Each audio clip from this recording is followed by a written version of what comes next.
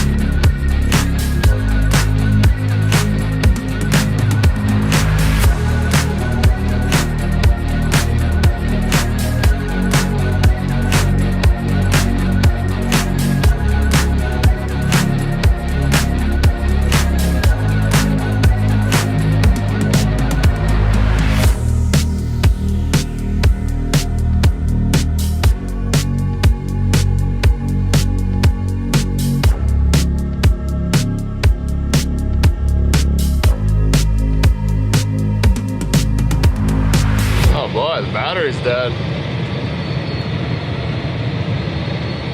I guess that's what happens when you don't make any footage for like a week. Kind of chilling, taking it easy. And fuck, I don't even have anything to plug this into.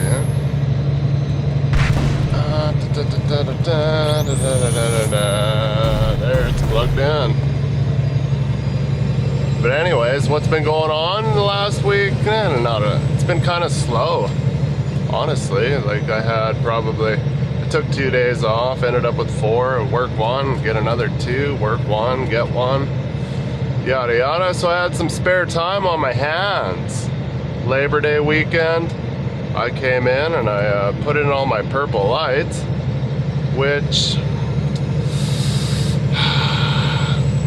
against a red truck, it doesn't really work for me. It reflects off a white truck real nice. Well, what else? Put on the light bar.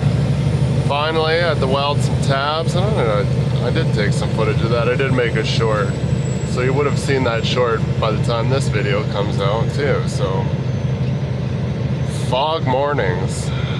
BS. We're headed out to Delia. We got to move some stuff from a gravel pit. I don't know who we're working for. I didn't really look. Just got some pin drops. Take it from this gravel pit, and then we're coming back to Big Valley, and then turn right at Big Valley and go south a bit to another gravel pit. A couple 400s, couple fuel skids, some other mobile shack of some sort, and I think is it a Zoom boom or something? Gonna miss out on the fall colors if I don't make videos, you know what I mean? You guys are gonna be like, oh, it was green and then all of a sudden it was winter. Won't happen that fast. It'd be more like it was green and then all of a sudden it was Halloween and there was no leaves and it was ugly and brown, which is coming quick. It's dropping down to like 7 degrees at night. It is September the 6th. By the time this comes out, it will be, probably almost, no, October, sorry. think I'm right at the tail end of September right now for where I'm posting my videos. You know, I like to keep a 2 to 3 week buffer. A lot of people maybe don't understand that, but dude, this is another full-time job on top of a full-time job. If a guy spends like 16 to 20 hours probably a week posting videos, I guess that's not really a full-time job, but I'm always doing something. Yeah, go ahead and pass there, bud.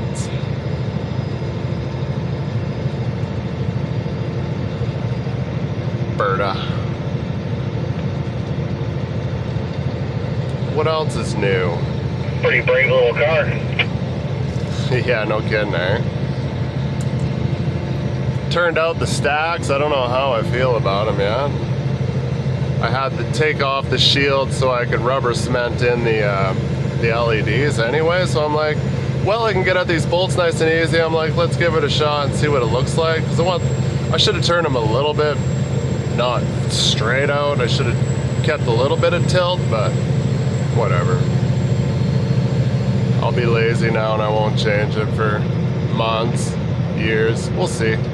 See how it is, because I was getting splatter on top of the truck, but I think most of my splatter was coming from where the clamps put the top of the exhaust clamps into the actual pipe. Is it spitting out there because it was all right at the round part, the top of the heat shield and the sleeper, like right in there. Notice the last time I washed, I pulled out, I let the truck run for a bit, and there was like a big puddle of blackness on the ground. So no matter how hard I try not to get it in the actual tip, it's leaking down the stacks right in. So the mechanic's like, well, we could put like a valve or a petcock or something in there. I'm like, we could, but it would have to be like welded on.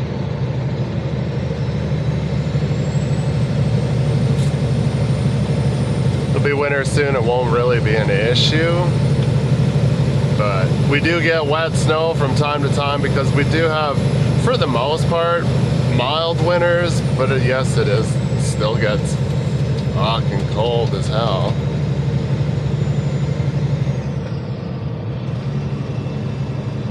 So when we get that wet, heavy snow, it just goes right in there too, and you end up with the same result. See that T800 tandem this morning? That's the one they've been building. They put I don't know what was in it before, wasn't it? I don't know if that was a cat this whole time. It's like a 2007 truck. Oh, it's a pretty nice looking little unit. They're putting 8-inch straights on it, which it's gonna look beefy.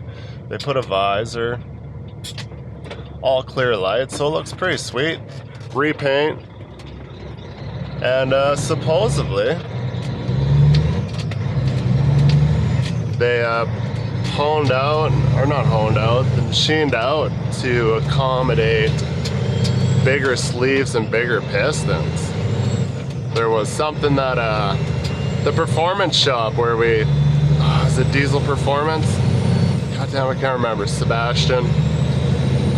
I've dealt with him on and off throughout. Well, we used him at Road Train. He seemed to be pretty good. He actually rebuilt, did an in-frame on my T-bed at Road Train at like, what did I, 4,000 hours. Started to get coolant in the diesel. So I'd open the fuel tank to take a look-see what's going on and fuel up, and I'd be like, this doesn't look like the right color. I'm like, it's kind of got a pinkish tinge to it. It's like, this is farm fuel, you're under arrest. Like, no, it's coolant, brah. So yeah, I have a picture of the fuel contents. I will insert that if I can find it on my computer. It's somewhere. But yeah, supposedly he was like, yeah, we'll warranty the engine. He's like, I want to try something. So that's pretty fucking cool. It is compound turbo, C15, and it's supposed to have, I don't know, I heard ridiculous amounts of horsepower for a tandem. Like up, like 650, 700. I'm like, and maybe even more. I'll have to ask. But sounds kind of crazy. So my truck will be going in like Monday. Still recording. What is it right now? It's Wednesday? Yeah, it is Wednesday. And my truck will be going in on Monday, supposedly. So we're gonna revamp the ass end, and then we'll add all the rest of this stuff. Get the front fenders on, revamp the back, and do all that stuff. New back fenders. Get a toolbox on the passenger side. I'm like, well, if I get a big toolbox on the passenger side, we can get rid of all these lids in the back. I just don't know what we'd do with it, really. Like, might as well keep them, I guess. But the options are pretty slim to what you could put in there instead, right? Like, if you guys know, Lennox has got those big steel lids. It's got the steel hinges, which have the grease nipple on them, but a lot of people don't grease them, and then once you don't grease them, they get fucked up and tight. They're kind of fucked. You got to heat the piss out of them, put the porta power in there, and just pump the fluid to it, get them freed up, and then grease them again. But a lot of people skip all that, and they get shitty, right? I went through it with 307 at Cypress at Peterbilt. Same thing, same setup. So yeah, looking forward to that. More new C500 talkings.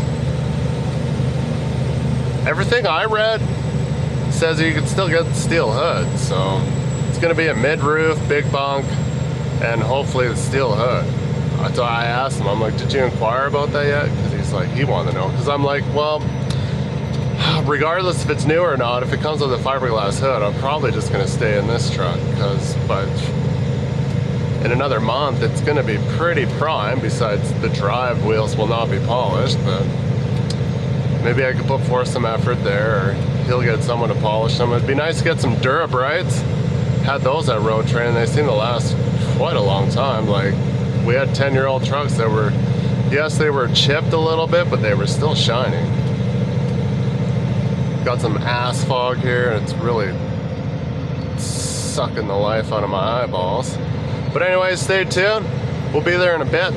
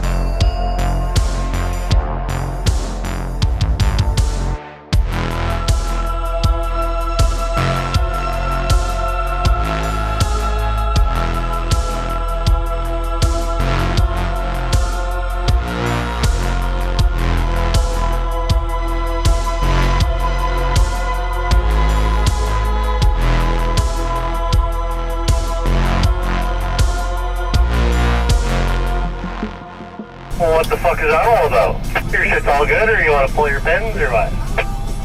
Yeah, better. Yeah, around this county. I think you're a little late. All the big stuff's already here.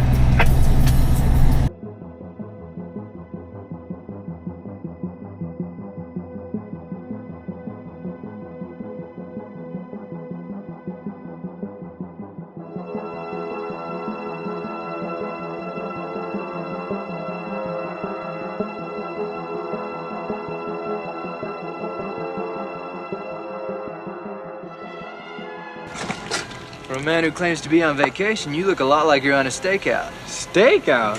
No. I'm picnicking. This is like a picnic area.